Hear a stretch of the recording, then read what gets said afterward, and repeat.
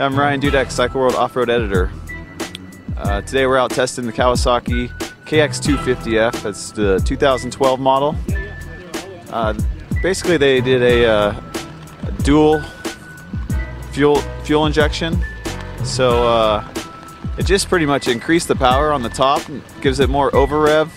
Mainly this year, the biggest thing that I noticed was the motor and the way that everything's set up. Similar to the 2010, where the 2010 was just a raw horsepower motor. I mean, obviously it was carbureted, so you didn't have the throttle response on the bottom. But I think that 12 went back to a horsepower motor, and that's something that I was definitely looking for from last year. And then the dual injector thing, that's something that's been going on in street bikes for a long time. I'm kind of surprised it took this long for it to come on to the off-road stuff, but then we're still learning about fuel injection on the motocross bikes. But I mean, I love it. It's just flawless.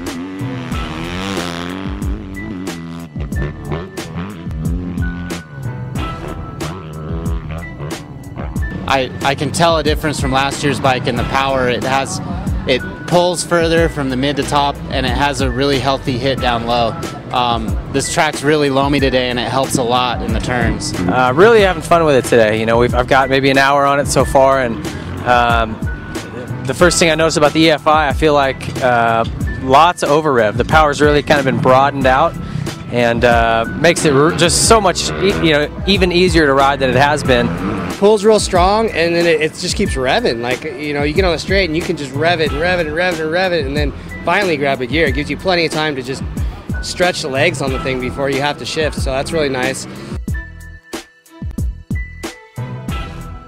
Yeah, the first thing you notice on the bike is, from a rider's perspective, is you notice the suspension is a little bit stiffer. Me being a bigger guy, close to 200 pounds, I think that's a good thing. It's really cool to be able to adjust the ride height of your fork, something that no one else can do. And I wasn't a huge fan of the SFF fork last year, and with the changes that they've done to it this year, it stays on top of the whoops and the hard chop, and just tracks a lot straighter, and is it handles better than last year's bike. A little stiffer spring rate, which it's still a little soft for me, of course, but we cranked down the preload and the compression in the rear, and we worked pretty darn good. I was very impressed. So as always, it's kind of the gold standard in this class, so it's just further improved. Like it a lot. I would say definitely the KX250 is definitely one of the bikes you need to be looking at. It's been proven on the track, obviously, with the pro circuit team. I mean, the bike wins races, it seems like, every week, so you can't go wrong with that. But I think the bike's a pretty easy bike to ride as well. I think pretty much anybody can hop on the bike and go fast on it. It's just a real advanced level, high level bike. It wants to be ridden fast, it wants to be ridden hard.